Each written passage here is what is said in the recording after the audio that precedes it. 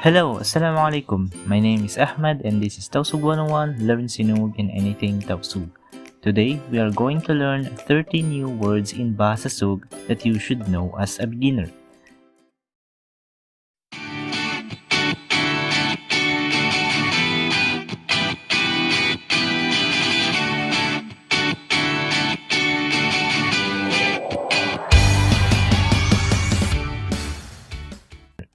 You can visit, like, and follow our social media sites at Tausug 101 on Facebook, Instagram, and Twitter. You can also support us by visiting our coffee shop at coffee.com/tausug101. With that out of the way, let's begin. Katluan kabtangan bago ha Bahasa Sūg.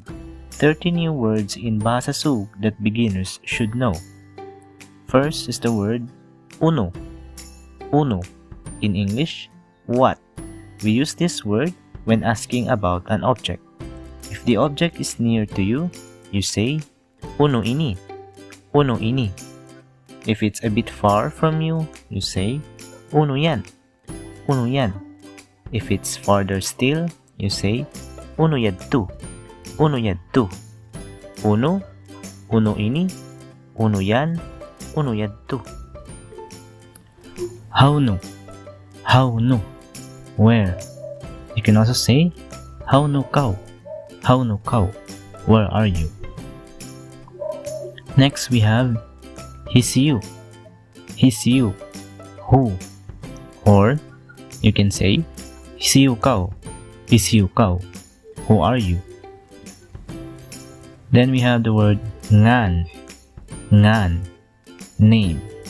If you want to ask the name of a person, we would use Hisiyu in Ngān mo. Hisiyu in Ngān mo.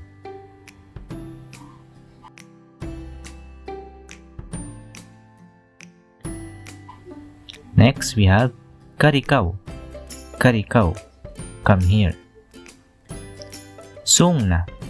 Sūng na. Or Sūng na kita. Sūng na kita. Let's go. Tagad. Tagad. Wait.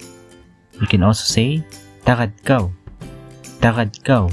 Or, Tagari aku. Tagari aku. Wait for me. Mahinaat. Mahinaat. Morning. Mahapun. Mahapun. Mahapun.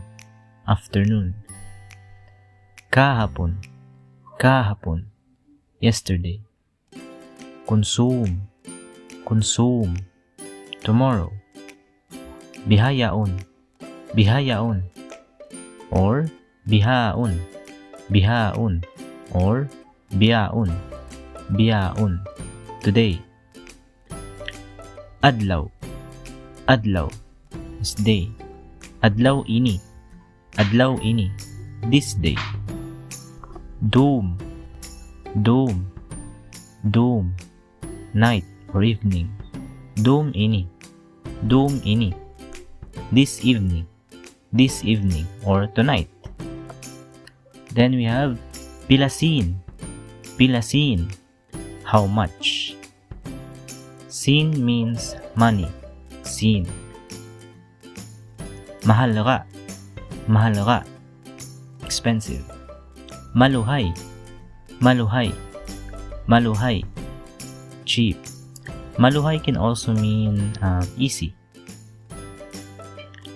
Magsukul. Magsukul. Thank you. Magmaap. Magmaap. Sorry. Or maapa ako. Maapa ako. Forgive me. Marayaw. Marayaw. Good. Malingkat. Malingkat. Beautiful. Huw-un. Huw-un. Yes. Bukun. Bukun. No or not. Awun. Awun means having or I have something. Like, awun ako sin. I have money. Wayruun. Wayruun. Or wai.